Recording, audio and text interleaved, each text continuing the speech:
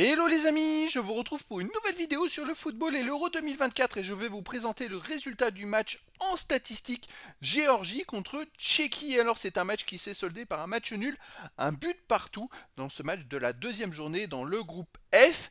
La Géorgie c'était avant cette journée-là le quatrième du groupe F qui jouait contre la Tchéquie, le troisième. Donc on va revenir sur les statistiques en détail de cette rencontre, on va tout décortiquer et on verra également le classement mise à jour de ce groupe F après les deux matchs de la deuxième journée et avant les derniers matchs. On va voir un petit peu tous les scénarios possibles dans ce groupe F. Alors, dans ce match Géorgie-Tchéquie, déjà la Géorgie avait ouvert le score par Miko Tadze à la 45e minute sur penalty. La Tchéquie égalisant en deuxième mi-temps par la 59e minute, à la 59e minute par Chic. Et finalement, le match s'est soldé par un but partout.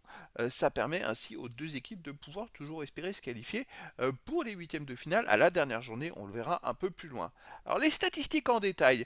On avait 55% à 45% de possession de balle pour la Tchéquie, 26 tirs à 5 pour la Tchéquie. C'est une ultra domination.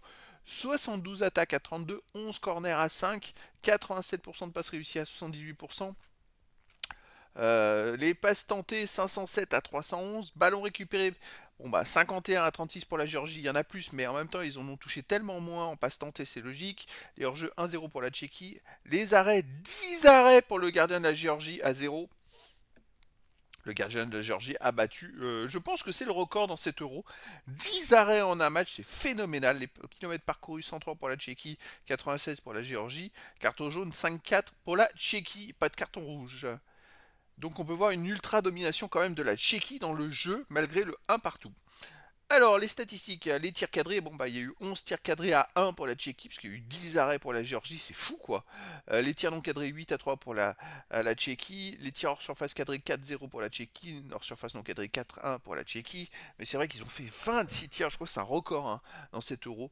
Un penalty marqué pour la Géorgie, c'est quand même à noter, les dribbles 15-13, mais pour la Géorgie, les courses dans le tir offensif 23-21 pour la Tchéquie, c'est serré dans le camp adverse, vers le camp adverse 14-10 pour la Tchéquie, et dans la surface de réparation 5-3 pour la Géorgie, c'est plutôt serré d'un point de vue course, malgré euh, le fait qu'il y ait eu une grosse domination au niveau du tir et des actions décisives.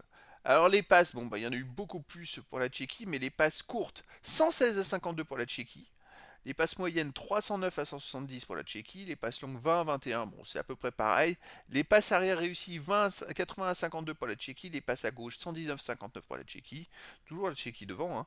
Pour les passes 116 à 53 les passes à droite pour la Tchéquie, les coups francs 17 pour la Géorgie, 12 pour la Tchéquie, les passes dans la surface de réparation 4 pour la Géorgie et 20 pour la Tchéquie. Les centres 1 sur 16 pour la Géorgie. Bon, ok, c'est pas grandiose. Et 8 sur 46 pour la Tchéquie, ça c'est un record 46 centres tentés.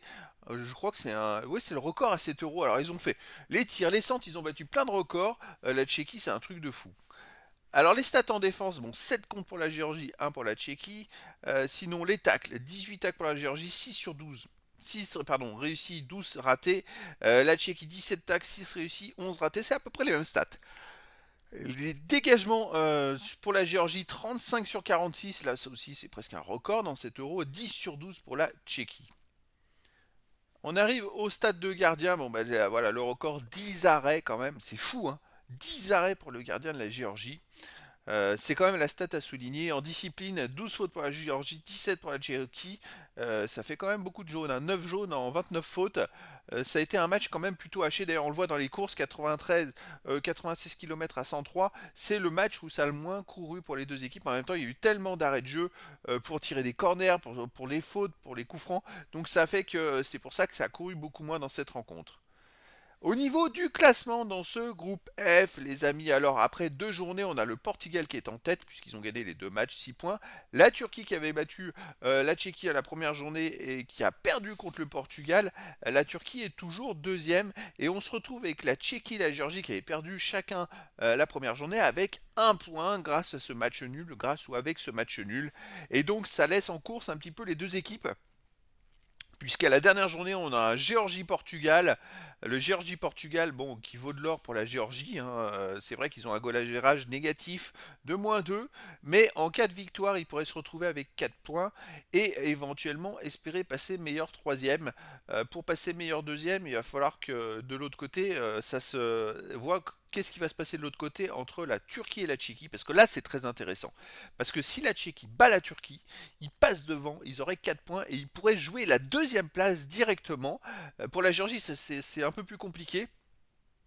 Parce qu'il va falloir qu'ils marquent des buts et qu'ils gagnent avec un écart face au Portugal. J'ai du mal à y croire vu qu'en poule, ils ont pris 7-0 à domicile contre le Portugal. 7-0 ou 7-1, je sais plus. Donc c'est pas l'équipe qui leur réussit.